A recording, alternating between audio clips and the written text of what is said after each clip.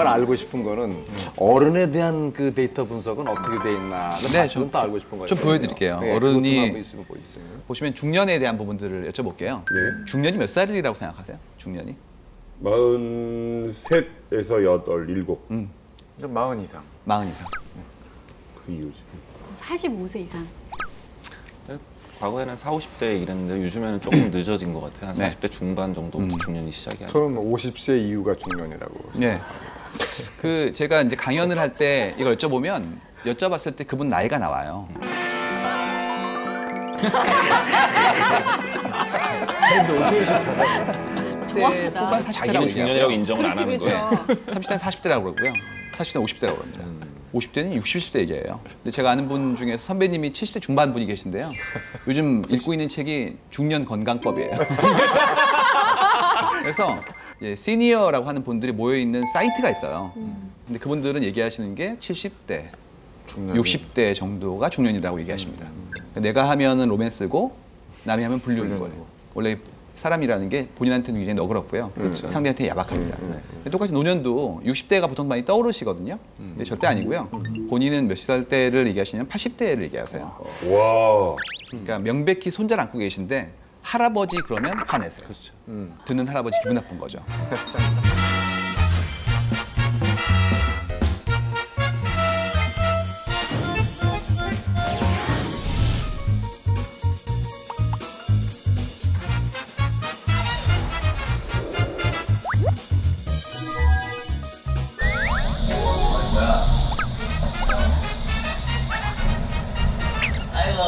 저를 오늘 후회하십니까? 네, 제가.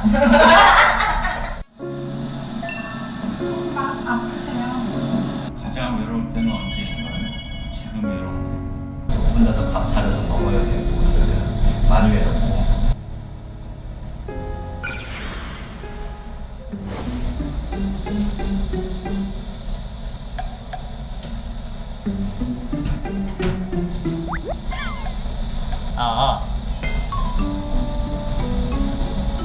한평의 방에 깜짝이야 깜짝이야 깜짝 놀래 여기는 형님 목소리인데. 상중이 형 목소리만 들어도 알 수 있는 배우가 김상중, 안성기. 어쩌다 어른이 되어 나를 잊고 살아가는 이 시대의 어른들이 어디에도 마음껏 터놓지 못한 얘기를 할 수 있는 여러분을 위한 공간입니다. 가장 외로울 때는 언제인가요? 늘 외롭지. 그 자영업자인데 가게를 하고 있는데 요즘 자영업자들 진짜 죽을 맛입니다. 아 진짜 장사 안 돼갖고 아 힘들다 이렇게 하면서 집에 딱 문 열고 들어가는 순간 거실에 불이 딱 꺼져 있고 적막감이 들 때 아 나는 진짜 전쟁터에서 힘들게 싸워서 집에 딱 돌아왔는데 여기서도 혼자 같은 느낌 딱 들었을 때 그때 좀 많이 외롭더라고요. 결혼을 후회하십니까? 결혼을 후회하진 않아요. 만약에 다음 세상에 만약에 또 태어난다고 하면 결혼 안 할 것 같아요. 결혼 안 할 것 같아요.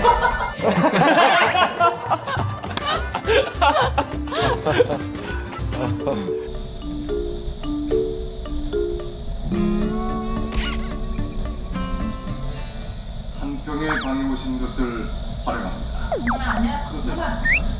안녕하세요.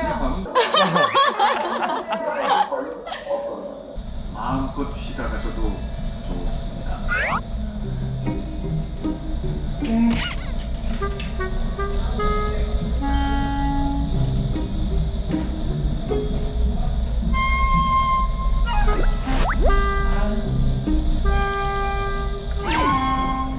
사실 술을 내가 좀 좋아하거든요. 이제 한 번은 모임에 가서 친구들하고 술을 건강하게 먹었어요. 이제 소주하고 맥주하고 이제 짬뽕을 했어요. 그러다 보니까 술이 굉장히 취했던 것 같아요. 이제 택시 타고 집에까지 왔는데 골목 앞에서 너무 취해서 아마 그때 택시비 운전수하고 제가 싸웠던 모양이에요. 택시비가 많이 나오면서 제가 하면서 우리 딸이 진짜 내가 엄마한테 창피해서 못 산다고 정말 진짜 그때 부끄러워가지고 그 뒤로는 제가 술을 좀 줄여 먹습니다. 맥주.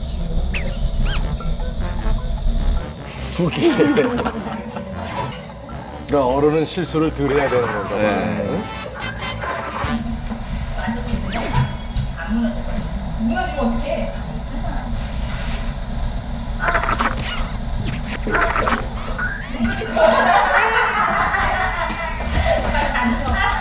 그러니까 어른들은 일단 안고 싶어 어디든 저걸.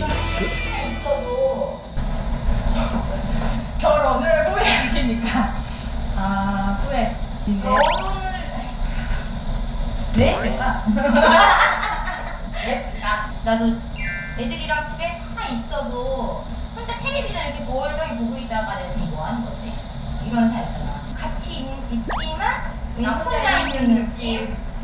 그냥 남편하고 나도 그냥 특별한 트러블은 없어도 이런 긴 대화나 내 속에 있는 마음을 얘기를 해도 못 알아들으니까 안 하게 되고 되니까 그냥 나 혼자 친정 어머니한테 얘기해도 엄마 속상해하고 마음이니까 그런 마음이니까 못하는 거고 여자는 수다를 해서 수다로 풀어야 되는데 특히 여자들은 수다에 스트레스 푸는 게 좀 많은데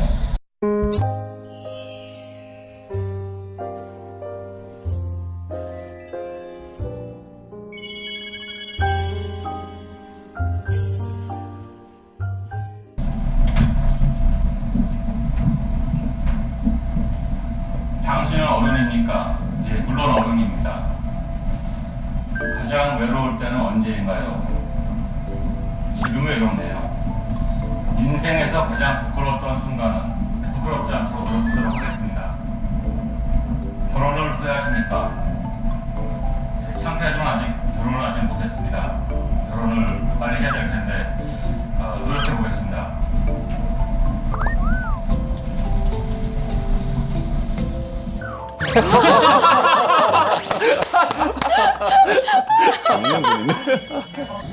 서울에서 직장인으로 살아간다는 게 너무 힘든 것 같아요.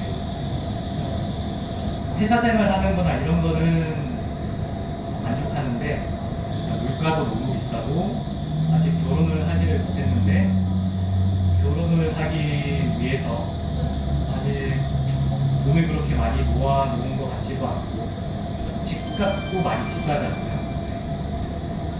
그래서 미래에 대한 불안감 이런 게 마음속에 있습니다. 그냥 한 번씩 그냥 되게 힘들거나 이럴 때 내가 참 잘하고 있는가? 어떻게 살고 있지? 잘 살고 있나? 이런 생각도 들고 우리 아버지는 내 나이 때 어떻게 사셨을까? 뭐 이런 생각도 들고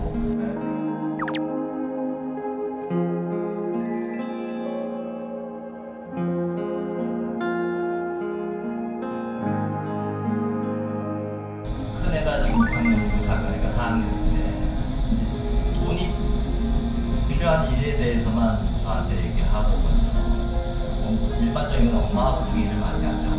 그럴 때는 제가 어릴 때는 되게 제가 잘해준 것 같은데도 좀 외면하는 것 같은 그런 때가 있죠. 잠시 앉아 쉴 곳이 필요해 우리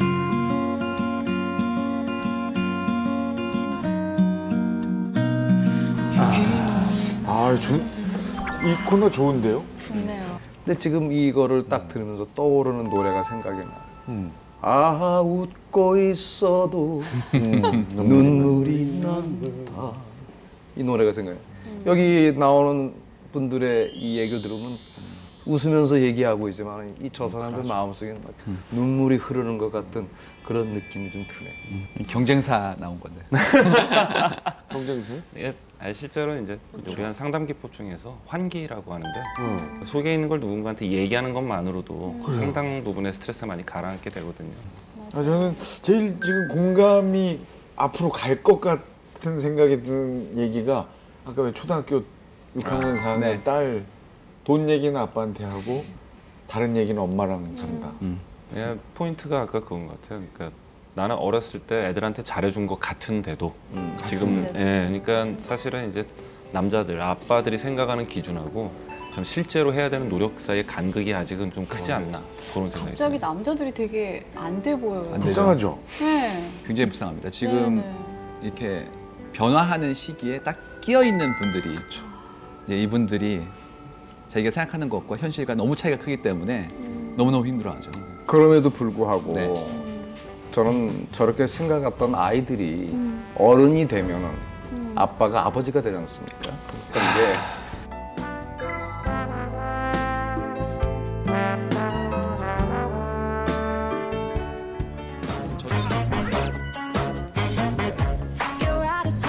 이제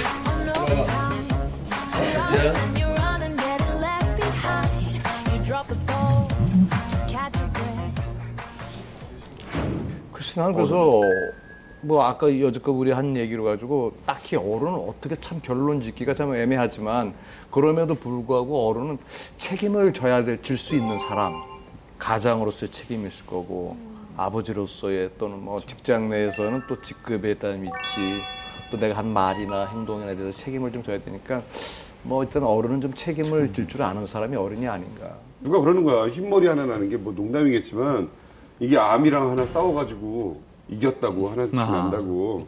근데 이제 많이 참는 거잖아요. 어른 되면. 옛날에는 왜 이 얘기 들으면 불쑥불쑥 하다가 어른들 보면 좀 많이 여유로워진다고 해야 되나? 그러니까 나도 약간 화가 덜 나는 거야, 형이. 언젠가부터 화도 안 나고. 그러니까 설령 옛날에는 막 신동엽이 1% 더 하면 되게 화났거든. 내 프로 안 되는 것보다 그게 더 신경 쓰이고. 근데 요즘은 신동엽 잘하면 아, 동엽이 참 잘하네, 좋네라는 생각이 드는 거예요. 깨달음과 관련해서 한번 어른을 표현해 본다면 평양냉면 국물 맛을 느낄 수 있을 때 그때 비로소 어른이 아닌가.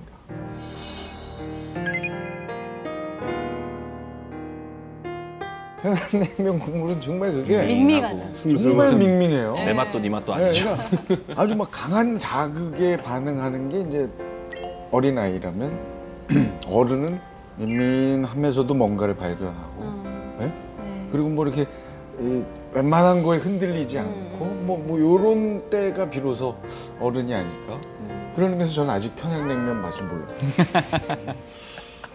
어른 뭐라고 생각하시죠? 저는 적어도 나는 아닌 사람. 아, 나는 아니다? 네. 아, 우리 교수님은 아니세요? 아니요. 우리 전부 다. 남들은 다 나를 어른으로 보고 있는데 자기 생각은 그 안에 피터팬이 살아있거든요. 그래서 나이가 들면 그 친구가 보기 싫어진대요. 얘가 내 친구야? 머리 허연데? 친구. 이거 뭔지 알아. 자기가 나이 먹은 거 인정하기는. 네. 걔를 보면 거울처럼 내가 보여지는 것 같으니까. 그래서 제가 보기에는 사람은 나이를 안 먹는 것 같아요. 적어도 자기는.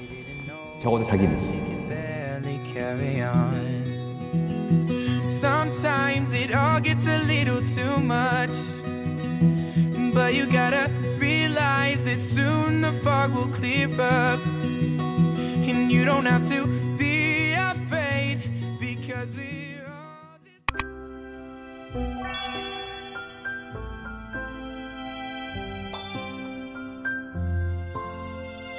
저는 생각해 본 적이 없어요, 지금.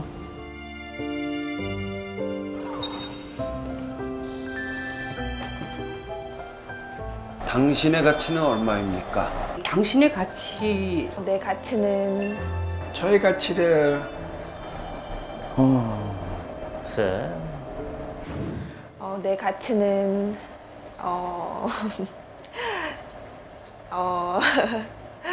글쎄요, 너무 어렵네요. 생각해 본 적 없잖아요. 라는 게 가치에 대해서 생각해 본 적 없고 그냥 항상 아이들, 뭐 남편, 가족 뭐 이렇게 해서 생각을 했기 때문에 내 가치를 두고 살아보지 않았던 것 같은데. 생각 안 해봤죠. 근데 질문이 되게 어떻게 보면 되게 슬픈 것 같아.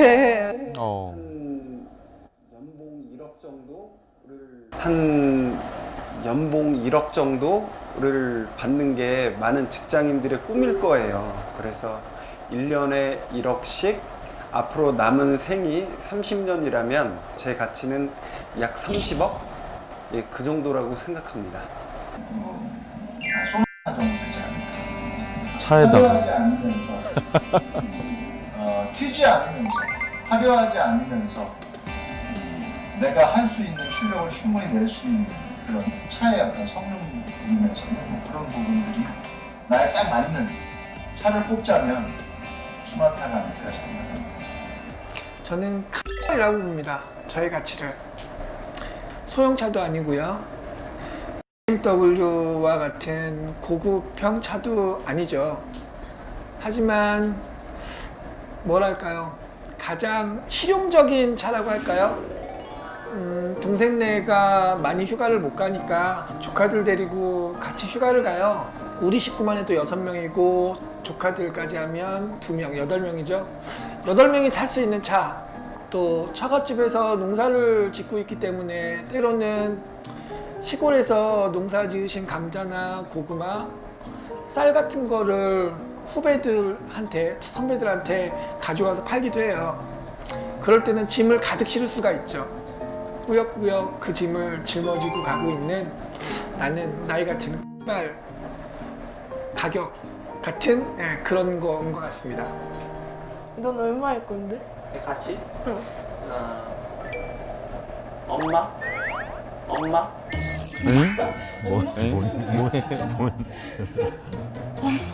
엄마 같은 거. 커서 모두의 사랑은 엄마 같은 존재가 돼서 막 결혼하면 내 와이프도 나 사랑해주고 아들, 딸? 나 사랑해주고 이런 거 가치가 되면 좋겠는데 저런 나이에 벌써 결혼을 생각해서 아빠 엄마 생각을 하네. 저는 중 정도 되지 않을까 하는 생각을 합니다. 열심히 일을 했고 저를 위해서 가치를 얼마라고 꼭 액수로는 따질 수 없지만은 상중하로 따진다면 중 정도는 될 것 같아요. 글쎄, 뭐 100점 중에 한 80점 정도는 되지 않을까? 그래도 나름 열심히 살고 있고 어디 가서 손가락질 받을 행동을 안 하니까 더 나아갈 수 있는 80점 정도가 지금 나에게 어울리는 점수가 아닐까 싶네요. 저는 아빠로서 생각을 한다면 50점? 물론 저희 와이프가 하도 저를 세뇌 교육시켜서 그런가 집에 오면 아빠는 있는데 신랑은 없다고 그래서 남편으로서도 더 잘한다면 아마 60점, 70점, 80점 올라가겠죠. 50점짜리 아빠입니다. 네. Stamp out this fire to dust. Take what you must. Rest is all mine. Ooh, I can take away what I didn't say. I'm gonna leave it all behind. 당신의 가치는 얼마에? 이 나의 가치가 얼마이냐라는 말이요. 저는 되게 서글픈 말이 아닌 줄 알았거든요. 근데 저걸 보면서 왜 서글픈 느낌이 드는 걸까요? 그런 느낌들이 좀 짠하다? 주변을 위해서 많이 살아서 그러는 것 같아요. 그죠? 저는 제 자신보다 좀 가족 우선으로 좀 살아서 더 그렇게 느꼈던 것 같아요. 나의 가치보다 내 가족의 가치를 더 높이기 위한 것이 어떻게 보면은 우리 이보은 씨의 가치다. 뭐 이렇게 얘기를 해도 괜찮을까? 분 중에서 이제 내가 나로서 산 게 아니라 아이의 엄마 가족을 위해서 뭐 부인으로서만 살아와서 내 가치에 대해 생각해 본 적이 없다는 얘기를 하시는 분이 있었는데 아마 비슷한 감정 느끼셨나 봐요. 실제로 이제 상담 왔을 때도 뭐 예를 들면은 뭐 남희석 씨 본인은 어떤 사람입니까?라고 물으면은 사람들이 대부분 대답을 못 하세요. 거의 다 그냥 하면서 이렇게 생각을 하시거든요. 그러니까 생각을 해본 적이 없다는 얘기죠. 그러니까 아마 저게 일반적인 사람들의 딱 전형적인 모습인 것 같아요. 그러니까 형이 생각하는 형의 가치를 지금 한번 생각해 보라면 이제 내 가치는 굳이 말하자면은 이제 나를 캐스팅해 주시는 분들이 내 이제 가격 대비 가치를 생각해가지고 뭐 캐스팅하는 것이 아닐까. 가격 대비하는 가격 게 뭐야, 대비, 형? 그러니까 가격 대비 효용 가치 뭐 이런 거. 가성비로. 이런 거 있잖아. 예를 들어서 뭐 지방대 나왔어요. 연극영화과 출신도 아니에요. 누구에게도 연기를 배우지 못하고 그냥 우리들끼리 해가지고 배우가 된 거예요. 이 바닥에 와 보니까 쉽지가 않아요. 그런데 KBS에서 이제 국장을 지내시고 지금 제작사 사장을 하고 있는 김족식 대표죠. 그 형이 계속 나한테 기회를 준 거예요. 한이야, 대본 읽어봤어? 읽어봤는데요. 너 거기서 뭐라고 네가 생각해요? 이거 아니에요? 세게, 예리하네. 그거 한번 해봐. 그러고 나서 이제 대본을 보고 있으면 이제 가끔 만나잖아요. 그러면 기대가 크다? 이러는 거예요. 그럼 너무 막연한 거예요. 그러니까 차라리 뭘 요구하고 뭐 지적도 해대면서 이게 마음이 편하겠는데 너무 막연한 거야. 그러니까 생각을 너무나도 많이 하게 되는 거예요, 내가. 내가 대본을 굉장히 많이 보면서 많은 생각을 하게 되는 거예요. 이것이 나의 원동력이었자 지금도 이제 이렇게 활동하고 있는 어떤 그런 베이스였지 않아요. 형의 가치를 알아봐준 고마운 사람. 저는 좀 쉬다가 시트콤으로 복귀를 했었어요. 근데 그때 촬영이 다 끝나고 녹화가 다 끝나고 맨 마지막 날 내가 이렇게 좀 가치가 없었나? 라는 생각과 굉장히 좀 지내면서 디프레스되고 굉장히 우울할 때였어요. 그때 선우용료 선생님이 아직 너한테 좀 부족한 느낌이 들어도 사람은 다 운이 들어올 때가 있을 것 같다. 그러니까 희망을 잃지 말아라. 이 코멘트를 해주셨어요. 그리고 신혜 언니 같은 경우는 너 그동안 왜 연기를 안 했니? 이 한마디가 저한테는 굉장히 동기부여가 많이 됐어요. 굉장히 단순한 얘기이고 후배들한테 얼마든지 해줄 수 있는 이야기지만 그 두 분의 얘기 때문에 제가 오뚜기처럼 다시 일어섰던 것 같아요. 이 얘기 들으니까 저는 제 프로그램을 보는지 안 보는지 잘 모르겠어요, 그분이. 근데 식당 같은 데 갔을 때 아이고 내가 제일 좋아하는 사람 왔네 이런 말 하시는 아주머니들이 저 그게 그렇게 큰 힘이 돼요. 그 얘기는 사실 우리 엄마만 할 수 있는 얘기거든요.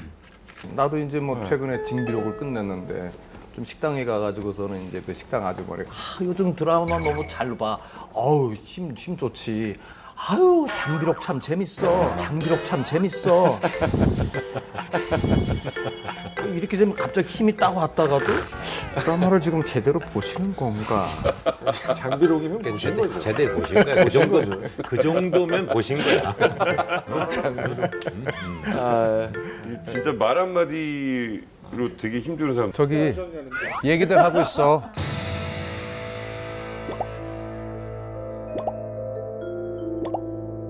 나 잠깐 화장실 좀 갔다 올게. 나 잠깐 화장실 좀 갔다 올게. 화장실도. 진짜? 화장실도 성종이는 아무하고나 안 가요. 이렇게 혼자 가지. 그때 뭐 같이 갈래 뭐. 여기 카메라 몇 대 있나 찾는 것도 재밌겠다. 난 포기했어. 포기했어 오빠는? 난 포기했어. 와 이 세트장 재밌다. 그리고 오빠 희석이 오빠처럼 좀 애정을 좀 가져가라. 오빠는 이렇게 기억력이 좋은데 오빠는 완전 허당이네. 야, 기억 하나도 못해 오빠는. 야 내가 너 기억 많이 하지 왜 몰라. 얘기를 안 해. 미안합니다. 급한 용무를 좀 해결하고 오니라고. 어떻게 내가 잠깐 화장실에 간 사이 나의 그 빈 공간이 좀 느껴졌어? 전혀요. 아 그래? 그러면 내가 가치가 없었다는 얘기네. 설마요. 아무 얘기도 너무 할 수가 금방 없었어요. 오셔서. 그래서 진행을 못한 거예요. 아 내가 없어서? 네. 그러니까 내가 가치가 있는 사람이지. 그럼요. 형님의 최고의 장점은 형이 없을 때 형 욕을 안 해요. 사람들이. 뒷담화를 안 한다. 예. 나 없을 때. 그럼요. 그런 것 같아요. 좋은 성격인 것 같아요. 제가 이제 남자잖아요. 이제 남자로 살아가면서 굉장히 중요하게 생각하는 것이 뒷담화가 좋을 것이에요. 그러니까 아까 상중이처럼 이제 뒷이야기가 화장실을 좋을 거? 가잖아요. 이렇게 많이 있는 데서 호련히 화장실을 갔다. 괜찮은 거예요. 그런 것들이 또 하나의 어떤 내 가치를 높이지 않더라도 떨어뜨리지 않는 뭐 이런 것이 아닐까. 아까는 형이 이 얘기하기 전까지는 아무 생각 없이 화장실에 갈 수가 있었는데 이 얘기를 듣고 나니까 이 화장실을 갈 때 한번 좀 생각하고 가봤다는 생각이 든 이유는 뭘까? 나 잠깐 화장실 좀 갔다 올게. 근데 오빠는 완전 허당이네. 난 포기했어. 많이 있는 데서 호련히 화장실 갔다. 괜찮은 거예요.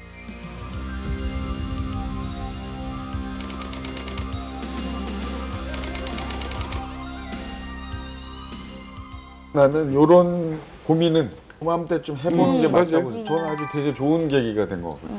저 사실 그래서 저도 한번 제 가치를 생각해봤어요. 제가 요즘 제일 좋아하는 게 프로야구거든요. 네. 한 5회 말이에요. 5회 말. 오빠가? 네, 우리 팀이 1대 0으로 뒤지고 있어요. 주자 2루. 네. 안타가 나오면 동점이 가능한. 쳤는데 제가 쳤어요. 빗맞은 안타. 제대로 맞지 않았어요. 네, 빗맞은 안타로 1-3. 동점을 만드는 정도의 가치. 그러니까 어렵네. 괜찮죠? 아니, 빗맞은 안타. 느낌 있다. 어떻게 그렇게 표현할 수가 있는 거야? 괜찮죠? 아니, 빗맞은 안타. 정말 못 치면 안타가 안 돼요. 빗맞은 안타도 안 탄 거예요. 그죠? 사실은. 기본은 돼야 되고 다만 바람의 힘. 예? 그리고 수비수의 스타트가 좀 늦었다던가. 텍사스 안타야. texas 안타를 행운의 안타라는 예. 거예요. 그렇죠. 텍사스. 때려내는 뭐 그 정도 타자의 가치. 근데 그 생각하면서 얘는 이렇게 때린다 옛날부터. 20년 전부터 얘는 이번에 볼륨을 높여야 할 때부터 때리고 살진 않았어. 한결같이 때리면 괜찮아. 근데 때렸다 안 저는 때렸다 이게 가장 문제죠. 근데 선배님 저는 한결같이 때려요. 방어가 가능하잖아. 한결같으면. 그지? 그러면서 삶이 살짝 갖는 거 아니에요? 그럼 질문 하나 던져볼게요. 우리나라에서 가장 많이 책을 읽는 연령대가 어느 연령대인지 아세요? 40대? 이렇게 빨리 맞추면 정말 쉬웠나 보다 질문이. 40대 맞아요. 자, 그럼 물어보고 답을 좀 얘기해 주지. 나도 얘기하려고 그랬는데. 그러니까. 왜 40대일까? 내 얘기만 듣고 그렇게. 아 형님 예, 아니 맞췄길래. 40대. 제일 많이 읽는 연령대가 40대고 더 놀라운 건 제일 많이 보는 책이 자기 개발. 구매층을 분석해 보니까 30, 40대 구매율이 73%. 네. 그러니까 40대가 그만큼 가치를 높이려고 지금 애쓰고 있다라는. 언젠가부터 형님 행사가 들어오는데 예전에 우리 뭐 MC로 쓰잖아요. 강연을 해달라는 거야. 내가 뭐 종이접기를 잘한다든가 뭐가 있어야 좀 자신만만하게 하겠는데 그러고 보니까 나도 자기 개발을 해봐야 되나란 고민에 빠지더라고요. 이게 추세라면 야 그냥 남이석으로만 있지 말고 뭐 나도 뭔가 개발해야 되나? 뭐 춤을 배워서 하는 사람. 근데 오빠는 게을른가 봐. 게을른가 봐. 느긋한 거야. 느긋한 거. 좋게 얘기하면 느긋하고. 저는 이제 우리 배우들도 결국 자기 개발이라는 것이 사람을 보는 거잖아요. 많이 보는 그 자체가 우리를 개발하는데 또 내가 직접 경험이 아니라 다른 사람의 어떤 경험도 나의 경험으로 삼으려면은 그런 것들이 결국 배우들에게 자기 개발 아닌가 이런 생각이 들어요. 우린 실체가 별로 잘 없잖아요. 그래서 나는 이제 내 개발을 위해서 나는 내 몸을 사랑하는 쪽으로. 그러니까 예전에 그 드라마 촬영 끝나고 내가 목 디스크가 있어가지고 그래서 목 디스크를 수술해야 되는데 또 다른 드라마 촬영 때문에 수술은 못하고 그 정말 힘들게 촬영을 한 적이 있었지. 우리 지연이 죽인 그 새끼 잡을 때까지는. 넌 뭐야 이 새끼야! 그러고 나서 수술을 딱 하고 나니까 아팠던 것들이 정말 씻은 듯이 사라졌어. 그래서 느꼈던 게 야, 내가 평상시에 내 몸을 너무 사랑하지 않았구나. 내가 건강할 때 이렇게 행복했구나라는 걸 몰랐던 거지. 그래서 난 요즘 내 몸을 사랑하려는 자기 개발을 하고 있어. 잘하시네. 적으로 사실 말씀하신 그런 경험이 정말 중요한 게 우리 뇌에는 결정적 시기라는 게 항상 있어요, 사실은. 그러니까 우리가 이제 뇌 안에 어마어마하게 많아 10의 11승 정도 되는 신경세포들이 존재하고 또 수천 수만 개의 연결성도 서로 가지고 있어서 한 10의 15승 정도 되는 정말 천문학적인 숫자의 회로망을 가지고 있는데 이걸 100% 유전을 통해서 부모님들한테 받을 수가 없어요. 다양한 이유 때문에. 그중에 대부분 한 반 정도는 지금은 경험을 통해서 얻는다고 알려져 있는데 이 경험 중에서도 첫 10년, 12년 정도 방금 말씀하셨던 그 초등학교 때 경험이 많이 되고 사용이 많이 된 회로망들은 살아남고 경험되지 않는 녀석들은 싹 지워버려요. 아주 효율적으로. 결국 이제 여러분들은 그 당시에 정말 영화나 TV 방송에 아주 최적화된 뇌가 만들어진 거죠, 결국. 교수님은 네. 어렸을 때 보면 우리 윤승훈 만화의 요철 발명왕 뭐 이런 거 있거든요. 아이 때 왜 이런 지하실에서 뚝딱거리는 과학자를 꿈꾸는 아이들 그런 모습이 있어요. 그러니까 저도 보면 가장 그 오래된 기억 중에 하나가 어느 한순간 딱 생각해 보니까 그때 12살인가 13살이었었는데 세상이 너무 후지더라고요. 그러니까 왜 우리는 달나라에 사람까지 보내고 그러는데 왜 아프리카에서 애들이 이렇게 굶어 죽고 있나? 참 후지더라고요. 그래서 제가 생각했었던 게 나는 분명히 이렇게 후진 지구인은 아닐 것 같고 나는 외계인일 거다. 그래서 오늘 좀 이상해. 그러죠. 내 부모님들이 사실은 외계인인데 제가 좀 제정신 좀 차리라고 우주에서 가장 후진 별에다가 던져놓고 여기서 좀 살아남다가 18살 되면 데리러 올 거라고 생각을 했었어요 그때. 그래서 18살 때 짐 싸가지고 기다리는데 안 오시더라고요. 그러니까 28살 때도 안 오고 38살 때도 안 오고 왜? 모르죠. 왜 안 오지나. 근데 이제 슬슬 타협을 하고 이제 지구에서 살아야 되겠구나라는 생각을 하고 저한테는 어쩌다 어른이라는 거의 개념이 어느 한순간 제가 타협을 하기 시작했어요. 그전에는 이제 별을 바라보고 살다가 안 오는 것 같다. 여기서 살다 죽어야 되겠구나라는 생각에 조금 타협을 하기 시작한 거죠. 여기서 한번 질문을 던져볼게요. 그 1시간 후에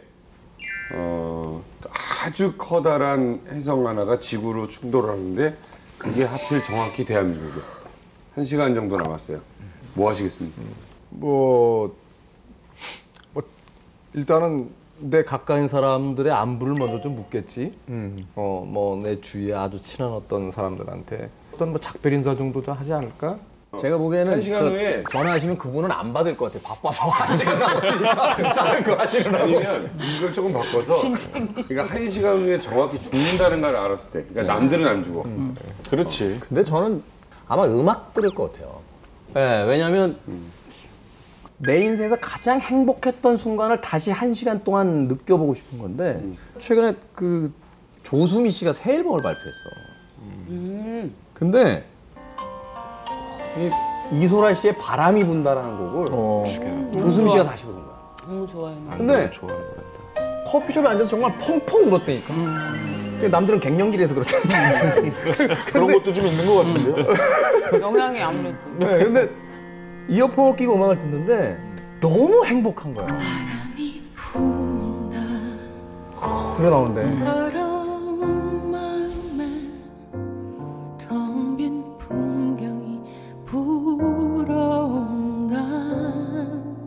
제가 살면서 항상 그 후회하게 되는 게 남을 가슴 아프게 했던 거를 지나서 깨달을 때가 있어요.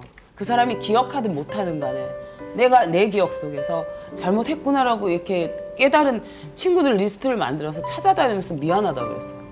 근데 아직 못한 사람들이 있어요. 그래서 아마 그분들한테 다 그 마음을 전하고 싶어요. 미안했다고.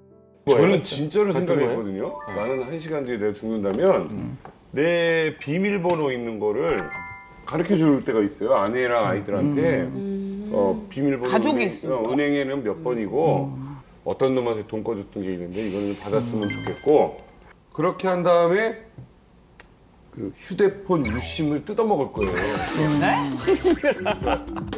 나는 내가 항상 죽어가면서 이렇게 탁 쓰러졌는데 옆에 내 폰이 있으면 이거 볼 수 있을 것 같거든. 아내나 아이가 아버지 유튜브로. 근데 거기에는 여러 가지가 그러니까 찝찝함이 있기 때문에 동영상도 있고요. 내 잔재가 여기에 남은 거를 남기고 싶지 않아서 그거를 뜯어먹고 싶고. 근데 문제는 이렇게 열심히 죽기 전에 그 유심을 뜯어 드셨는데 카피들이 G사하고 F사 클라우드 컴퓨터에다 있다라는 거예요. 서버에 다 있어. 이게 더군다나 죽었는데 휴대폰이 부서져 있으니까 더 의심을 들면서 서버로 확인하게 살리려고. 저는 이게 21세기의 비극인 것 같아요. 이런 거에 대한 질문의 핵심은 내가 죽기 전에 후회하지 않은 일들을 한번 해보라라는 어떤 의미에서 질문을 한 것 같은 것 같아요. 그러니까 저하고 사실 이제 상당히 아주 친한 이제 프랑스 의사 친구가 있는데 몇 년 전인가 제가 그때 뭐 일이 좀 안 돼가지고 투덜댔더니 그 친구가 저한테 얘기를 해주더라고요. 야, 자기가 응급실에서 근무하다 보니까 뭐 사람 죽어 넘어가는 거 맨날 본다. 근데 신기한 걸 하나 발견했다라는 거예요. 그게 뭐냐 했더니 자기가 국회의원도 보고 프랑스 영화배우도 보고 거지가 죽는 것도 봤는데 맨 끝에 가니까 너무 비슷해지다라는 거예요, 이게. 다들 후회를 하더래요. 하나같이. 첫 번째는 왜 내가 하고 싶은 거 못했을까? 두 번째는 왜 내가 가고 싶은데 못 가봤을까? 세 번째는 왜 내가 사랑하는 사람한테 그 말 한마디 못했을까? 그래서 저한테 얘기하는 게 그 아무도 노벨상 못 받았다고 땅을 치고 후회하는 사람 못 받다 자기가 죽기 전에. 뭐 내가 왜 회사에서 사장이 못 됐나? 그러니까 좋은 얘기죠. 그냥 실천하기는 어렵지만. 죽음 직전의 순간을 느껴들 봤어? 저는 한번 느껴봤죠. 네, 느껴봤어. 제가 그 스쿠버 다이빙을 하는데 제가 저한테 이제 스쿠버 다이빙을 가르쳐준 강사가 있어요. 근데 저하고 한 100회 이상 같이 물에 들어갔던 사람인데 금년 초에 이제 산업 잠수를 하다가 사고가 나서 죽었어요. 근데 마음이 좀 그래가지고 너무너무 안 좋아서 그 지난달에 막걸리를 한 통 따라주려고 거기 갔습니다. 울진이라는 데를 가서 막걸리 한 통을 붓고 이제 물에 들어갔어요. 간 김에 이제 전 다이빙을 한 거죠. 네. 근데 물에서 한 5분, 10분 움직이다가 자꾸 몸이 왼쪽으로 이렇게 쏠려요. 그 고개를 이렇게 돌아봤더니 배 위에서 내려온 그 줄이 이 탱크에 감겼는데 그 당황해가지고 계속 이걸 풀러보려고 하는데 이게 풀리지가 않는 거야. 그래서 공기통을 딱 봤는데 남아있는 공기가 그렇게 여유가 없어요. 그 순간적으로 아, 이 사람이 날 데려가려고 그러나? 이런 생각이 드는 거야. 그러니까 정말 100만 가지 생각이 지나가죠. 머릿속에서. 복잡해지더라고. 뇌과학자로서 보시기에 네네. 사람이 왜 사냐를 네네. 요거랑 연결해서 본다면 그냥 본능으로 살아야 되는 건지. 오늘의 주제 왜 살까? 이건 뭐 우리만 얘기하는 게 절대로 아니고 인류가 항상 질문했었던 것 같아요. 길가메시라는 책이 있습니다. 거의 4,000년, 5,000년 된 남아있는 소설책 중에서 가장 오래된 스토리인 거죠. 길가메시라는 분이 그 뭐 우룩이라는 큰 도시의 왕이에요. 저 당시에 뭐 가장 잘생기고 돈도 많고 뭐 인간이 가질 수 있는 건 다 가진 그 친구가 그 모험을 하다가 저 옆에 지금 누워 있는 그 이 엔키두라는 아주 친한 친구죠. 열심히 싸우다가 친구가 죽어요. 그 상태에서. 그러니까 길가메시가 태어나서 처음으로 가까운 사람이 죽은 거를 경험한 거죠. 저기서. 그러다 문득 생각이 나는 거예요. 저 친구가 죽고 저 괴물도 죽고 부모님도 죽고 나도 죽는구나. 그럼 아까 말씀하셨던 대로 내가 죽는다는 걸 알면 뭘 해야 될까? 길가메시는 어떤 선택을 하냐면 안 죽겠다라는 결론을 냅니다. 난 내가 왜 죽어? 나는 이 세상에 모자란 게 없는 사람인데 이걸 왜 다두냐 해서 수소문에서 보니까 지구에 불사신이 딱 한 명 있대요. 우트나피스툼이라는. 뭐 오래오래 고생을 해서 그분을 찾았어요. 그러니까 길가메시가 그럼 나도 불사신이 될 수 있냐 했더니 될 수 있대요. 그래서 약을 하나 건네줘. 이걸 먹으면 불사신이 된대요. 제가 이 스토리에서 항상 이해를 못하는 게 우리 같으면 바로 그 약 먹었을 거 아니에요. 네. 안 먹고 우선 목욕을 하세요. 또 마음에 뭔가 자세를 해야 된다고 생각을 해서 목욕을 하는 동안 뱀이 나타나서 그 약을 뺏어갑니다. 딱 목욕하고 나오니까 약이 없어진 거잖아요. 또 엉엉 울면서 이제 우트나피스툼한테 가서 얘기를 해요. 약 또 한 번 받을 수 있냐 했더니 아니 그 기회는 딱 한 번뿐이 없다. 그 이제 길가메시가 그러는 거예요. 나 그럼 이제 어떻게 살아야 되냐? 나 죽는 거 아니냐? 했더니 우트나피스툼이 뭐라 그러냐면 네가 운다고 안 죽는 거 아니다. 그냥 집에 가서 하고 싶은 일 하고 친구들하고 재밌게 술 마시고 놀고 아름다운 여자랑 사랑을 나눠라. 그거라는 거예요, 사실은.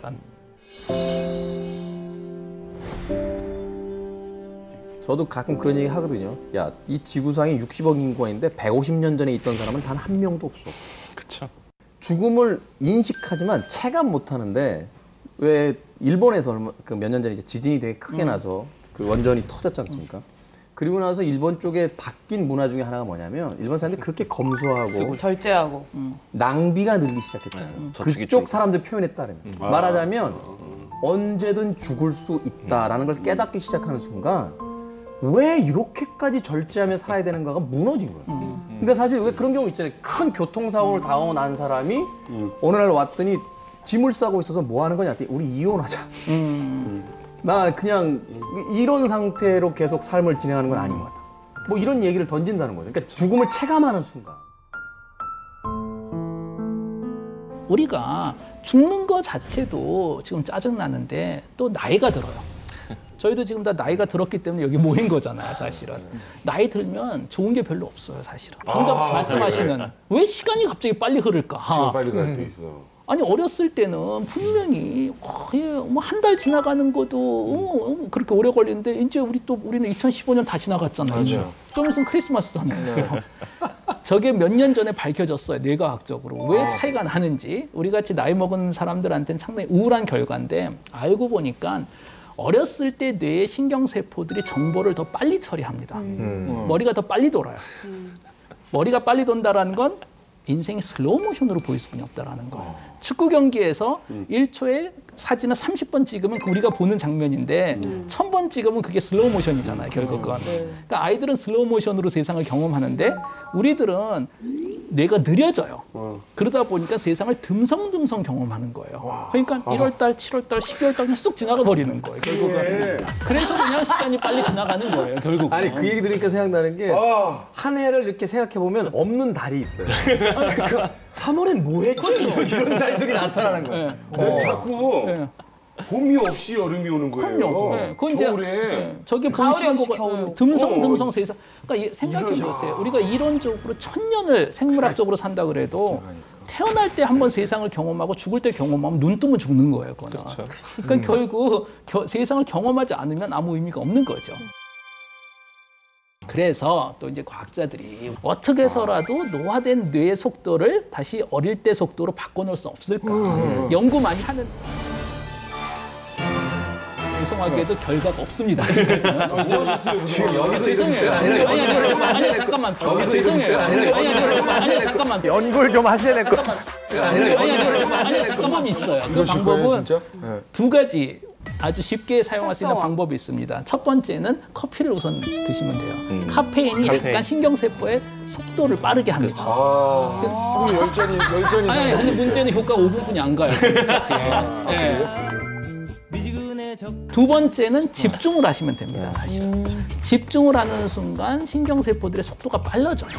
그래서 그 순간이 나중에 슬로우 모션으로 입력되지만 문제는 집중도 10분, 20분 이상 못 하잖아요, 우리가. 그렇다면 저는 사실 뇌과학을 하면서 이 결과가 제 개인적인 인생에는 가장 도움이 많이 됐었던 것 같아요. 그게 뭐냐면 저희가 지금 이 순간만 생각하는 게 아니고 20년, 30년 후에 나 자신을 상상해보고 상상한 내가 지금을 기억해 본다고 또 상상을 해보면 지금 하고 상상한 미래의 내가 상상하는 과거는 좀 다를 것 같아요. 이 순간이 되게 소중하게 느껴질 것 같다. 그럼 우리 지금 열심히 집중하면 됩니다. 그런 기억에는 이 순간이 아주 길게 입력이 돼 있을 거예요.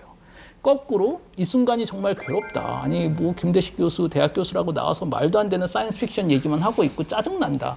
아무 걱정하실 필요 없는 게 어차피 집중 안 하실 테니까 기억이 안 남습니다. 지금 이거는. 6개월, 1년 되면 지금 이 순간은 사라져요. 그러니까 아무 상관이 없어요. 결국 우리가 내가 미래 내 인생에 나는 무엇을 기억하고 싶고 어떤 사람으로 기억하고 싶을까라는 걸 정해 놓으시면 그 순간에 맞춰서 집중하시고 그럼 나중에 인생을 편집할 수 있다는 거예요. 사실 약간. 그럼 나중에 우리가 어떤 사람을 만났을 때 안녕하세요 했는데 누구 예전에 만났던 이 사람은 우리가 편집된 거. 예전에 다 편집돼 버리는군요. 그러니까 얼마 전에 김혜은 씨 3번 집중 안 했다는 그런 거지. 그러니까 우리가 항상 젊은 사람들한테 네 인생에서 주인공으로 살아라 하고 얘기를 하는데 사실 다 방송에 계신 분들이지만 주인공보다 더 힘센 사람 있잖아요. PD 편집하면 되잖아요. 그렇죠. 박스카에 있는 그 전설의 누군가 어디선가 우리 한 말을 다 자르고 편집할 수 있는 능력. 우리 인생에서 우리가 PD가 될 수 있다라는 거예요. 사실. 그래서 그걸 통해서 선택과 집중을 통해서 적어도 기억에 남는 인생. 진짜 인생은 우리가 의리예요. 어쩔 수 없이. 제가 사진을 가끔 찍는데 카메라를 들고 나가면 사실 매 순간 찍진 않잖아요. 그러니까 어느 순간에 요 장면, 요 그림 일단 착각 찍거든요. 바로 기억 자체도 자기가 평생 살았던 곳에서 강렬하게 맛을 본 장면을 사진처럼 찍어서 기억으로 집어넣는 거예요. 맞습니다. 근데 재밌는 건 그거를 알면 우리가 그거를 약간 유도할 수 있다라는 거죠. 아니 제가 이 시점에서 꼭 하나 질문 드리고 싶은 게 그러니까 집중과 아까 뭐죠? 커피죠? 네, 뭐 선택. 이렇게 좀 뇌 회전이 빨라진 거를 유지할 수는 없는 거래요. 그러니까, 그렇다 하더라도 올해는 영원히는 못해요. 그거는. 순간적으로 빨리 돌리는 그런 얘기 들으니까 조금 딜레마에 빠진 게 전 요즘 심장이 안 좋아서 커피를 마시지 말라는 거예요. 집중하셔야죠. 그러면 대신. 그래서 나는 그러면 가만히 있어보자. 뇌를 위해서 커피를 마시는 게 나은지 심장을 위해서 커피를 안 마시는 게 나은지 이거 어떻게 해야 되죠? 또 하나는 다른 방법이 하나 있습니다. 이 뇌의 핵인데 뭐냐면 뇌의 원리 중에 하나는 뭐냐면 얘는 똑같은 정보가 계속 들어오면 정보하고 정보의 빼기를 항상 계산해요. 얘네들은. 그럴 수뿐이 없는 게 만약에 지금 이 순간에 제 눈을 통해서 똑같은 그림이 100번 들어오잖아요. 이걸 다 입력한다라는 건 말이 안 돼요. 왜냐면 이 변함이 별로 없잖아요. 식탁도 똑같고 우리도 똑같은 자세에 앉아 있고. 그러니까 정보 압축을 위해서 뇌는 그림이 들어오면 계속 빼줍니다. 그래서 차이가 없으면 그 정보는 존재하지 않는다고 생각해요. 얘는. 그러니까 여러분들의 자녀분들이 학교에서 뭐 시험 보기 위해서 똑같은 단어를 1000번 반복하면 뇌가 어느 한순간 그 단어는 존재하지 않는다고 생각해요. 가장 바보스러운 방법입니다. 사실 그거는. 아니면 거꾸로 우리 일상생활에서도 보면 대체적으로 확률적으로 어제 빼기 오늘이 거의 0입니다. 사실. 오늘 빼기 내일도 0이고. 그러니까 변화가 없다 보니까 뇌가 이거는 기억할 가치가 없는 정보라고 생각해서 이게 우리가 매너리즘에 자꾸만 빠지는 거죠. 이걸 응용하면은 그거잖아요. 그러니까 맨날 하는 잔소리를 맨날 들으니까 의미가 집에서는 그 얘기 100번은 했잖아. 근데 언제?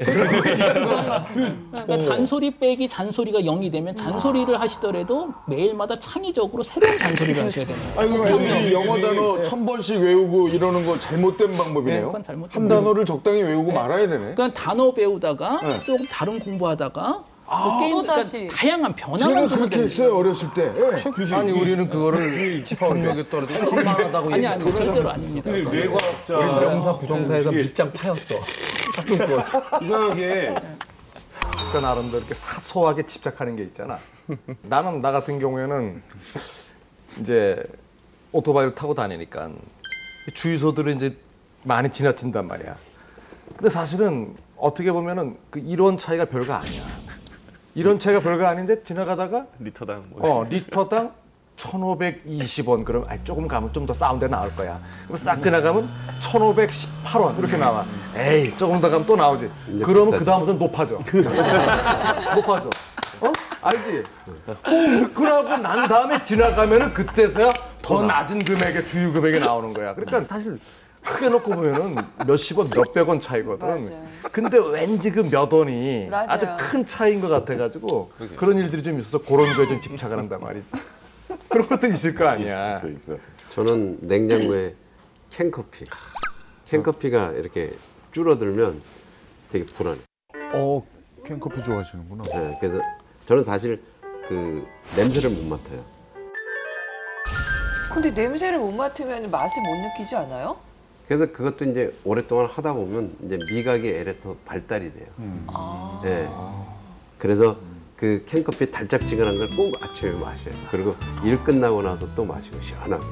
냉장고에 항상 그래서 캔커피 꽉꽉 차 있어요. 제가 곧 음식점으로 음식할 때 캔커피 한 박스 사들고 가요.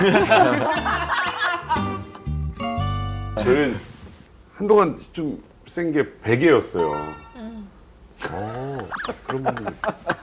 야, 이게 베개 높이가 문제이기도 했고 높이보다 저는 또 옆 사이즈에 또 꽂혀 있었어요. 좌우가 짧으면 떨어지는 거. 이렇게 또 옆으로 돌아가서 떨어지는 게 싫어요. 그래서 이렇게 껴안고 자는 긴 쿠션 같은 거를 솜을 좀 빼가지고 내 높이에 맞춰가지고 그걸 한동안 쓰고 잤었어요. 이게 베개 강박이 생겨서 지금도 외국에 뭐 가거나 그러면 너무 불편해. 그 베개 이 높이 이게 가장 고역 중에 하나. 저는 균형이요. 그러니까 오른쪽 왼쪽이 같아야 돼요. 네, 그러니까 메이크업을 할 때도 이렇게 스킨으로 해주잖아요. 먼저 닦아주잖아요. 근데 유난히 오른쪽만 많이 닦인 것 같다 싶으면 한쪽 더 닦고 왼쪽 여기 조금 더 닦아야 될 것 같은데 막 이러고. 네. 그러면 이쪽도. 네, 그리고 뭐 이렇게 머리도 보면 한쪽이 더 많이 살려져 있는 것 같아요. 야, 이쪽 좀 죽었다 막 이러게 하고. 네, 저는 이게 오른쪽 왼쪽이. 근데 지금 이 마이크가 왼쪽에만 달려 있는데. 그래서 아까 신경 쓰긴 했어요. 그렇죠. 오른쪽에 그게 신경 쓰이는 오른쪽에도 이게 왜 옷이 이렇게 좌우대 지금 안 돼 이렇게. 근데 이게 또 한편으로 그게 약간 직업병 같기도 한 게 그 저희 뉴스 앵커 할 때 이렇게 뉴스 들어가기 전에 옷이 항상 이렇게 이걸 좌우를 맞춰야 되는 거예요. 근데 제가 약간 어깨가 삐뚤어져가지고 한쪽이 자꾸 이렇게 내려왔거든요. 그래서 이거 맨날 맞추고 막 이렇게 해서 항상 이게 전갈해야 되니까. 지금 우리가 지금 얘기한 여러 가지 집착에 대한 것들이 사소한 것에 대한 어떤 집착인데 요거를 조금 더 정신과적으로 풀어보면은 사실은 그 근원은 강박에 있는 경우가 많거든요. 강박이라는 건 뭐냐면은 강박 사고가 있고요. 나를 불편하게 만드는 생각이 딱 들어요. 근데 이 생각이 내가 볼 때도 말이 안 되는 걸 나도 알아요. 근데 나는 이 생각 때문에 계속 불편하고 불안해져요. 그리고 이거를 없애는 행동이 강박 행동이에요. 예를 들면은 우리 인도블록, 보도블록 갈 때 금 안 밟는 거 있잖아요. 예. 어렸을 때는 장난처럼 그러는데 언젠가부터는 이게 밟으면 되게 불편해지는 사람들이 있고요. 저한테 치료받았던 분은 실제로 그 금을 밟으면은 자기한테 큰일이 난다는 강박 사고가 있었어요. 근데 자기도 알아요. 설마 그거 밟는다고 큰일이 생길까? 근데도 불안해 죽는 거예요. 그러다 어느 날 그분이 이제 옆에 사람을 어깨에 부딪히면서 밟았어요. 그러니까 이분이 이제 나한테 큰일이 생기는 거잖아요. 이게 강박 사고. 그럼 그분이 어떻게 하냐면 제자리에서 3바퀴를 돌고요. 박수를 5번 쳐요. 짝짝짝짝짝. 자기만의 의식, 리추얼이라고 그러는데 이거를 하면은 이제 이 불안한 마음이 싹 없어져요. 이제는 다 취소된 거예요. 다 괜찮아지고. 이게 강박 행동이에요. 그래서 이걸 우리가 강박증이라고 하는데 왜 축구 볼 때 막 이런 거 징크스 있다고 그러잖아요. 그러니까 우리 딸이 야구에 이제 완전 빠져가지고 만약에 수원이나 대전 할 때 가. 2경기를 보고 와. 중1인데. 혼자? 근데 이게 너무 세이다 보니까 얘가 유니폼을 2개를 입고 있어요. 누구 나올 때 이렇게 해서 거꾸로 입고 있다가 요거 하나를 벗고 그 다음 거를 해야 돼만 이게 이긴다는 거예요.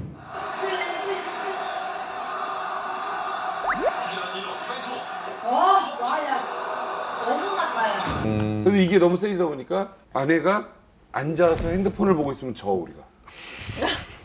왜 그거 있잖아요. 우리 왜 내가 없으면 골을 넣거나 뭐 그것이 너무 심해서 아내랑 심하게 문제가 생긴 적이 있어. 왜 나한테 자꾸 이러느냐. 이건 너무 지나친 강박이다라고 한 거야 아내가. 근데 우리는 그게 안 한 곳 없어.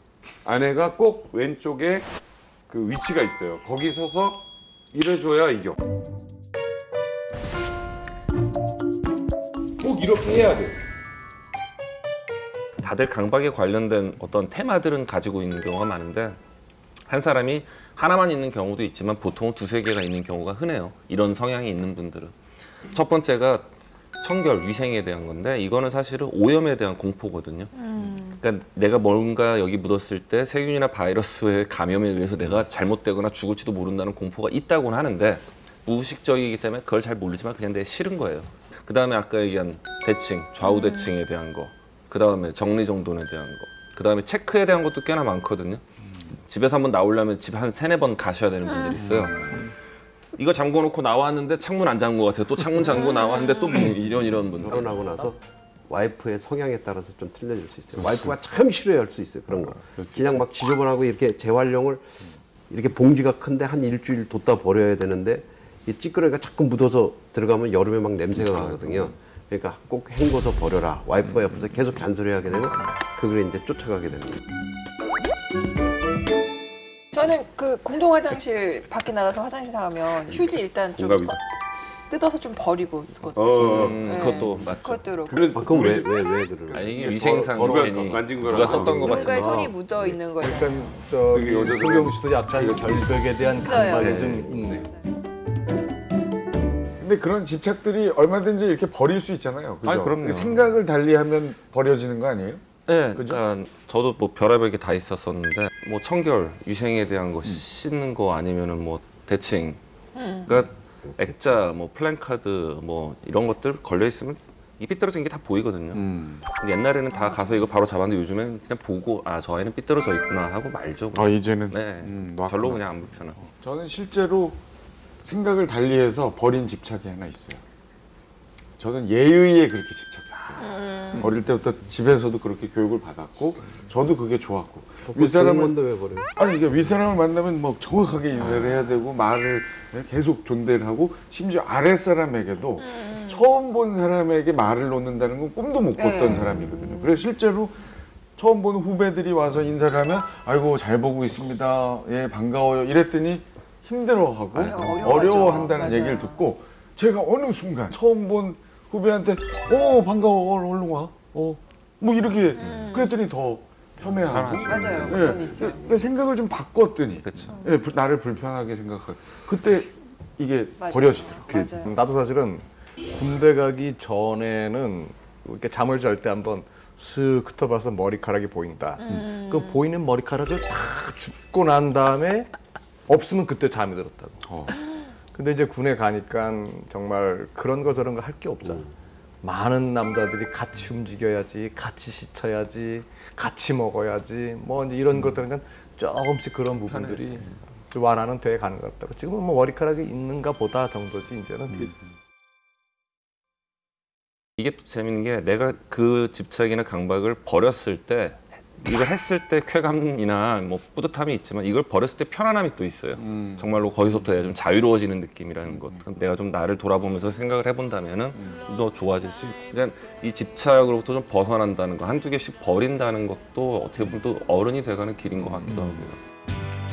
Like a broken angel on the ground, like a symphony without a sound. Turn around. 사람의 실수는 천성적이다 이런 얘기 들어보셨죠?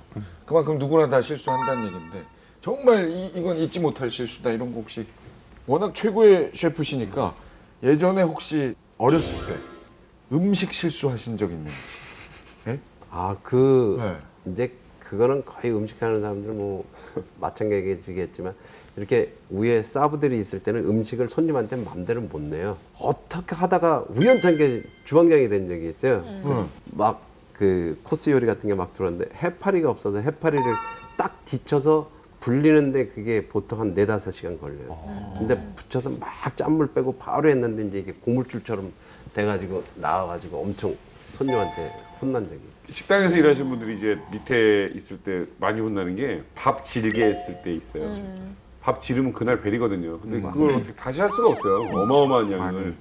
그럼 이제 그 밥 많이 어떻게 막 방법을 연구를 해요. 뒤적거리고 막. 근데 이제 그래 버리면 이제 그날 볶음밥이니 뭐니 난리 법석이 나거든요. 밥이 너무 지금 볶음밥은 못 돼. 하루 종일 욕 먹는 거예요.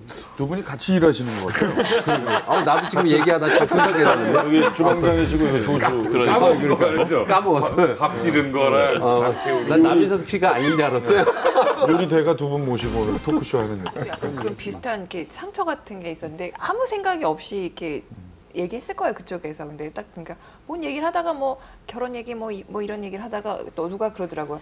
야, 애 딸린 여자의 애까지는 내가 못 키우고 결혼 못 하지 않겠니? 이런 얘기를 이렇게 하더라고요. 그러니까 그 순간 사실 아무도 눈치를 못 챘을 거예요. 근데 그냥 저는 그 얘기가 굉장히 이렇게 좀 그렇더라고요. 그래서 이게 유명인이라서가 아니에요. 유명인이라서가 아니라 누구나에 해당되는 거예요. 이런 이야기들, 우연히 뱉은 얘기들. 이게 지금 다 말 실수잖아요. 네. 근데 말 실수가 진짜 그 해당되는 사람에게는 어마어마한 칼로 꽂히거든요. 저도 그런 적이, 저도 정말 아무 생각 없이 저는 이렇게 친근해 보이려고 행사장에 가서 한 50대 이상 되신 분이에요. 여성인데. 거기다 대고 뭐 아가씨라고 할 수도 없잖아요. 그냥 제일 친근한 표현 중에 어머님. 근데 그분이 처녀셨다고. 와, 제가 그 주변에 자꾸 뭐가요? 자, 어머니 어떠세요? 아, 아름다워.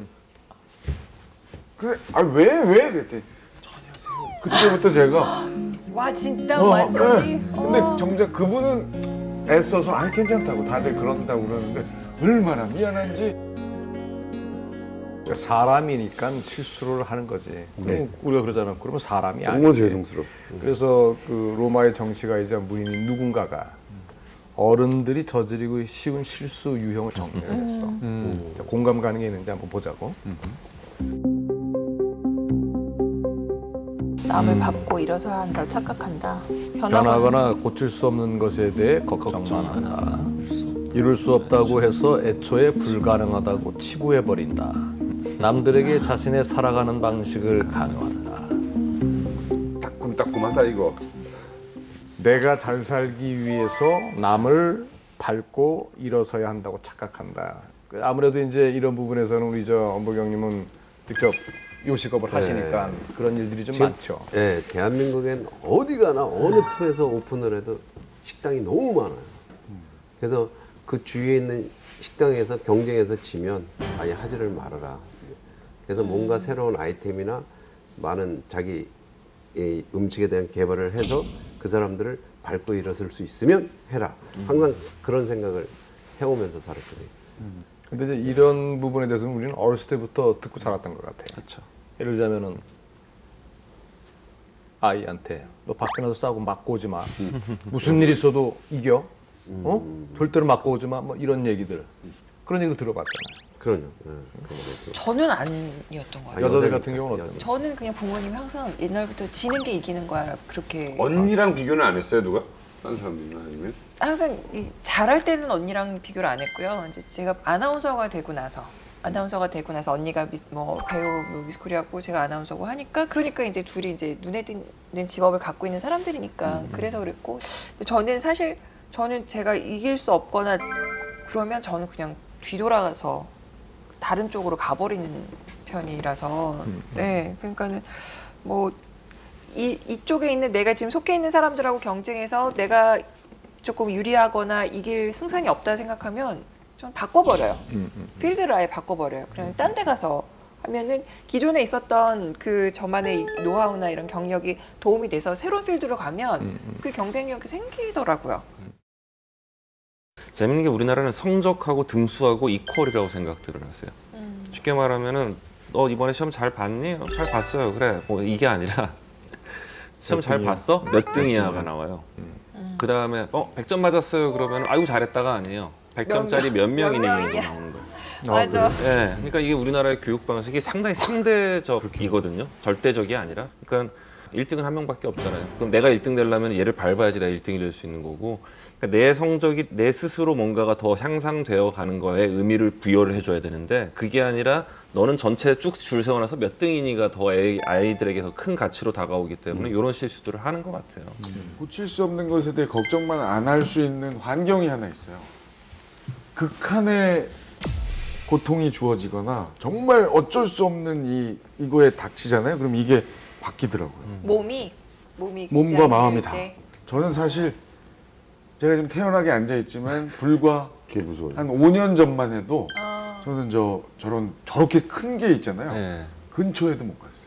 이렇게 앉아 있을 수조차도 없었어요. 제가 어릴 때부터 약간의 그 동물 공포 같은 게 좀 있어서 이렇게 물컹거리는 느낌 있잖아요. 이거 이렇게 털 안쪽에 이런 느낌 그걸 견뎌낼 수가 없어서 만질지를 못했어요. 어떻게 고치셨어요? 진짜 사나이의 군견병을 합니다. 맞아 봤어. 안 할 수는 없잖아요. 지금도 무서워요? 아니 무서워는 하죠. 하지만 예전처럼 만지지 못하진 않아요. 뽀뽀해봐요. 아니 정말 이런 군견 이거보다 더 큰 군견을 데리고 제가 먹이고 재우고 5박 6일간 있었대. 이거 봐요. 그렇다고 이렇게 너무 가까이 보면 약간은 이렇게 되죠. 하지만 지금은 이게 된다는. 옛날에는 만져봐봐 얼굴 이렇게. 뭐 어떻게? 얼굴 가까이 입 가까이 마주봐봐요. 꼭 그래야만 해. 뽀뽀는 안 하고. 뽀뽀는 안 하고 마주보기. 아니 할 수 있어요. 그래서 옳지.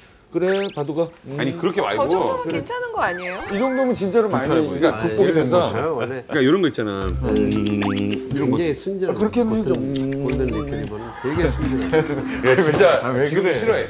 아니야 지금은 이게 많이 좋아졌대. 싫어하는 거하고 좀 다르죠. 진짜 좋아졌어. 두려워요 정말로. 그러니까 걱정만 하고 가까이 못 가다가 이걸 해결이 되더라고. 닥치면 그런 하죠. 상황이 주어지죠. 저도 사실 결혼을 21살에 했어요. 너무 철이 없을 때 한 거예요. 그때 당시에 이제 와이프한테 진짜 못할 짓 많이 했어요. 막 부부싸움하다 보면 TV도 내던지고 그 와이프는 더 비싼 비디오 내던지더라고요. 그래가지고 이거 함부로 내던지면 안 되겠다. 왜 또 벌어서 또 장만해야 되겠다. 그래서 지금은 젊었을 때 너무 막 못하게 굴어가지고 이제 나이 먹으니까 그게 되게 지금 잘해. 많이 이렇게 떠올라요. 그래서 이제 해달라는 거 웬만하면 그럼 다 철 해주자. 드시는 거네요. 네? 철 들고 계시는. 아니 그런 철 들었다는 것보다도 네. 이제 모든 걸 이렇게 막 포용하려고 하는 거죠. 마음의 여유가 좀 생겼다는 거죠. 그러니까 이제 그런 것 자체가 형님이 어른이 벌써 됐다라는 거.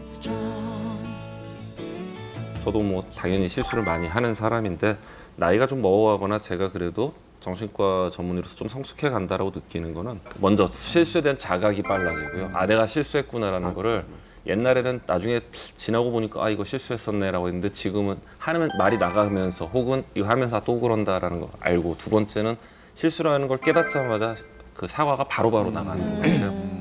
사람이니까 실수할 수 있다는 거는 다들 인정이 되기 때문에 내 실수에 대해서 사과 또한 당연히 해야 되는 거고 그러면 사람이 그 사과를 받아들일 가능성이 굉장히 커지는데 시간이 길어지면서 감정의 골이 더 깊어지는 거거든요. 그러니까 저는 절대로 뭐 때린 사람은 못 자고 맞은 사람 발 뻗고 잔다는 말을 절대 안 믿어요. 거꾸로예요.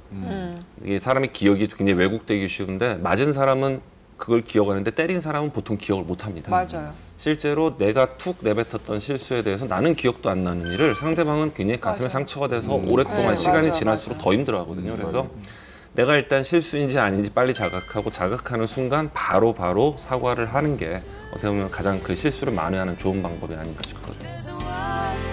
In your heart that no one can get through, and it's cold and it's dark and you don't have a clue, but this wall, it will fall if it's the last thing I do. I'll get through.